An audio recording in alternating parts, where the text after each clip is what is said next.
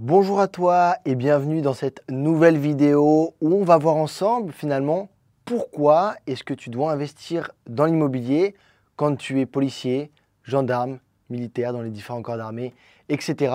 Et tu verras, c'est un atout extrêmement puissant parce que tu as de nombreux avantages pour enchaîner les projets immobiliers. Alors dans cette vidéo, je ne vais pas te montrer tous les avantages que procurent les différents corps de métier parce que j'ai déjà fait plusieurs vidéos là-dessus, mais plus te dire pourquoi est-ce que tu dois investir et finalement pas attendre énormément de temps pour te dire écoute, j'investirai dans 1 an, 2 ans, etc.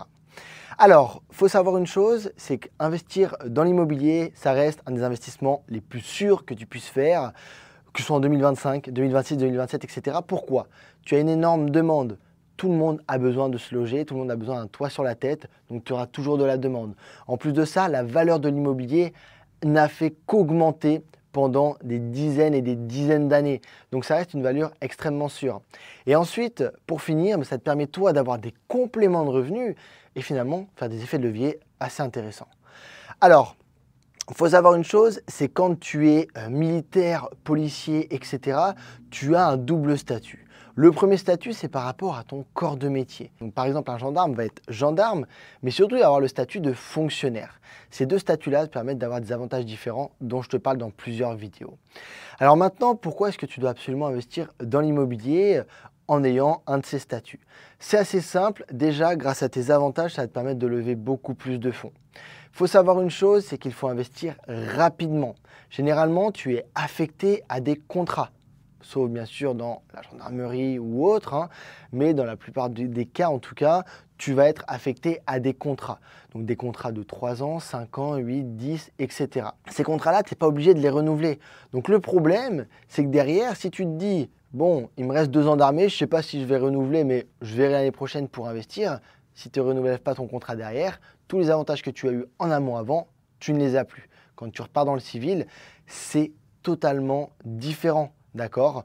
Tous les avantages, tu les perds et ça devient plus compliqué pour investir dans l'immobilier. Alors maintenant, il faut savoir une chose, c'est que la plupart des gens qui vont être dans ces corps de métier, comme je te l'ai dit, se disent avoir le temps, mais surtout le plus gros blocage, c'est qu'ils vont se dire je n'arrive pas à investir dans l'immobilier quand on m'a dit que c'était impossible. Non, pas du tout. En ayant le statut de fonctionnaire et le différent statut de métier, tu as une situation beaucoup plus solide qu'un CDI. Une personne lambda qui va vouloir investir va devoir mettre énormément d'apports, par exemple, ne pourra pas bénéficier de certains lissages de primes pour augmenter la capacité d'emprunt. Alors que toi, tout ça, tu peux le réaliser. Et surtout, ça va te permettre, voilà, tu as un contrat de 5 ans, derrière, pendant plusieurs années, de faire des projets immobiliers. Quand tu pars en OPEX, ça va te permettre d'avoir cet apport-là pour l'injecter ou pas, ça dépend de la stratégie que tu vas utiliser. Mais en tout cas, ça va te permettre, pendant ton temps à l'armée, d'investir dans l'immobilier. Et toutes les personnes qui vont te dire « Non mais mec, tu n'as pas de CDI, tu ne peux pas investir », ça, c'est totalement faux, c'est du bullshit. Il faut savoir qu'avec ton statut, tu as la possibilité d'investir massivement dans l'IMO, alors profites-en. Ensuite, pourquoi est-ce que je te dis d'investir? Parce que tout ça, ça peut changer.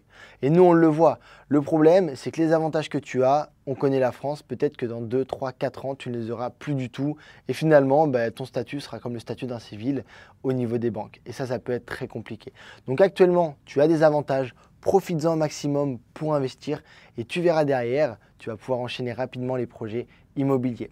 Pareil, une fausse croyance, d'accord, qu'on peut voir partout dans l'armée, c'est de se dire, moi, je suis logé sur base, ce que je vais faire, c'est que je vais prendre un petit studio, le louer à un étudiant, je suis tranquille, j'ai ma petite vie peinard. Ça ne fonctionne pas comme ça. Si ton but, c'est d'investir dans l'immobilier massivement et d'enchaîner, fais des stratégies à haute rentabilité, comme de la colocation. Il existe plusieurs types de colocation, pareil. Là-dessus, j'ai fait plusieurs vidéos, de la location courte durée, de la division. Tu peux faire de l'achat-revente, etc. Mais fais des stratégies qui vont te générer du cash et qui va te permettre derrière de pouvoir enchaîner. Pareil, ça te permet également de pouvoir créer ta retraite. Et ouais, l'armée, les gars, comme la police ou la gendarmerie, c'est pas infini. Au bout d'un moment, tu vas devoir stopper et tu vas devoir retourner dans le civil parce que tu verras que ta retraite, généralement, elle n'est pas top. Donc, à ce moment-là, ce qui est bien, c'est que si tu as investi en amont avant et que finalement tu t'es dit bon, il me reste 5 ans, j'investis massivement, dans 5 ans, tu auras des compléments de revenus et ça va pouvoir venir combler la retraite que tu as et tu n'es pas obligé de reprendre un travail à plein temps derrière. Donc ça, c'est super important, les gars. Il y a beaucoup de personnes, là je prends l'exemple de l'armée, d'accord, vu que j'étais militaire, il y a beaucoup de militaires qui se disent, ouais, bah, moi je vais faire ma carrière tranquillement, et puis comme ça, à 20-25 ans de service, je décroche et tranquille, je vis peinard. Pas du tout. La retraite militaire, elle est extrêmement basse. Plus on va arriver dans les années qui arrivent, enfin, plus les années vont passer, plus l'inflation va augmenter. Et derrière, je suis sûr à 100%, tu verras, tu as plein d'avantages que tu as peut-être en tant que retraité militaire que tu n'auras plus dans 20 ans.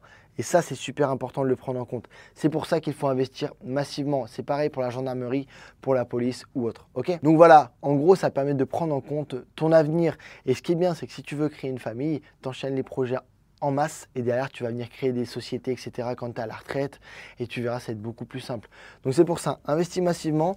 Si jamais tu veux savoir comment investir dans l'immobilier en étant militaire, en étant policier, gendarme, etc. Il y a des groupes qui sont totalement gratuits qu'on a créés, on donne énormément d'infos. J'ai fait plusieurs e-books pareil sur les différentes villes où investir, les avantages, etc. Tu as les vidéos et surtout, tu peux prendre un appel directement avec moi qui est totalement gratuit, où là on pourra s'appeler et parler un petit peu de ton projet, voir si nous on est en mesure de pouvoir t'aider aussi par rapport à tes objectifs et pourquoi pas en mesure aussi de pouvoir t'accompagner par la suite. Donc j'espère que cette vidéo va pouvoir te donner un petit coup de pouce. Il n'y a pas énormément de valeur dans cette vidéo, c'est juste pour faire passer mon message et te dire d'investir massivement.